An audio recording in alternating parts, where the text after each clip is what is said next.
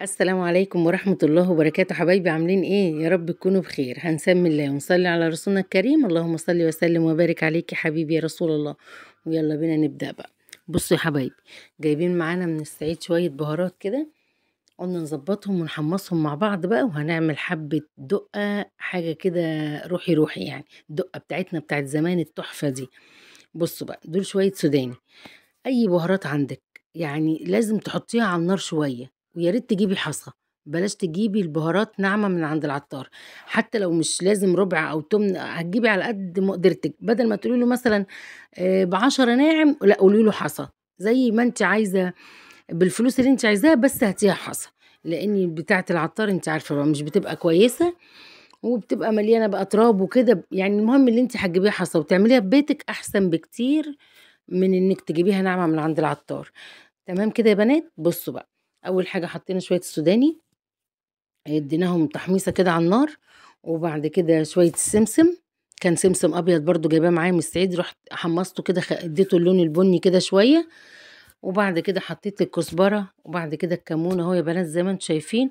هنحمص كل ده كده كويس، واول مجرد ما الريحة بتاعته تطلع، ريحة البهار بتاعتك دي تشميها وانت بتعمليها، تقومي شايلها على طول من على النار. حتى الشطة الحمراء برضو بديها تشويحة على النار، والفلفل الاسود بديله تشويحة على النار. ده بيعزز الريحة، بيخلي فيه الريحة حلوة قوي. ومتهيألي كده يعني لو قعد فترة طويلة في البرطمان مش بيحصل له أي حاجة، يقعد مهما يقعد ما بيحصلوش حاجة. المهم لما تاخدي حاجة، لما تاخدي من البهارات يعني تفتحيها وتاخدي حاجة منها، يعني تاخدي منها شوية تستعمليها، تقفليها تاني حلو. لازم البهارات تبقى الغطا بتاع البرطمان بتاعها محكم، تقعد معاكي فترة طويلة، ريحة وطعم وكل حاجة، ما يحصلهاش أي حاجة. بصوا بقى يا بنات، عملنا سوداني. اول حاجه تعملي بقى الخطوات ان انت البهار اللي تحطيه وراه ما يجرالوش حاجه منه او يلقط من الريحه اللي قبله. تمام كده. عملنا السوداني اهو، حمصنا السوداني شويه وطحناه زي ما انتم شايفين، سبت البهارات دي بردت شويه. وبعد كده طحنت السوداني. تمام كده. وبعد كده يا بنات هاخد الكزبره. الحاجات دي التلاتة كده كده هيتحطوا على بعض للدقه. اللي مش عارفه البنات بقى، انتوا عارفينها الدقه دي وفاكرينها بتاعت زمان ولا لا؟ وبعد كده الكزبرة وزي ما انتم شايفين يا بنات. يبقى الأول السوداني، وبعد كده السمسم، وبعد كده الكزبرة. وهنطحن بقية البهارات بتاعتنا. وبعد كده هقول لكم بقى مكونات الدقة دي ايه. سوداني، سمسم، ملح، شطة، شوية كمون وشوية كزبرة. الكمون أقل حاجة في الموضوع، والشطة الحمراء طبعا على حسب الرغبة. بس أقل حاجة في الدقة هو الكمون، عشان الكمون فيه نسبة مرارة كده، لو زاد بتمرر ومش بتبقى حلو. بنضيف السوداني، وبعد كده السمسم، وبعد كده الكمون، وبعد كده الكزبرة وملح وشوية شطة حمر، وهتقلبيهم مع بعض كويس. ودي تبقى الدقة بتاعتنا. في ناس بقى بتحط الحمص بتاع اللي هو بتاع المقلة، بتاع السبوع. في ناس بتطحن الحمص وتحطه معاهم، بس انا بصراحة مرة دقته يعني كده ما عجبنيش، حسيت ان هي تقيلة. بس بالسوداني والسمسم بتبقى تحفة. تحفة وتعجبك قوي. طبعا بتحطي منها على جبنة فلاحي، بتقطعي طماطم وتحطي شوية. بتنفعك في كذا حاجة، وليها طعم طبعا وريحة وفظيعة. ادينا ضربنا كل البهارات بتاعتنا اهو، وبنفضيها في البرطمانات زي ما انتم شايفين. هتستعملي البرطمان، مثلا لو طلع برطمانين زي ما انا مثلا كده طلع الفلفل برطمانين، والكمون برضو كله هيطلع بالزياده.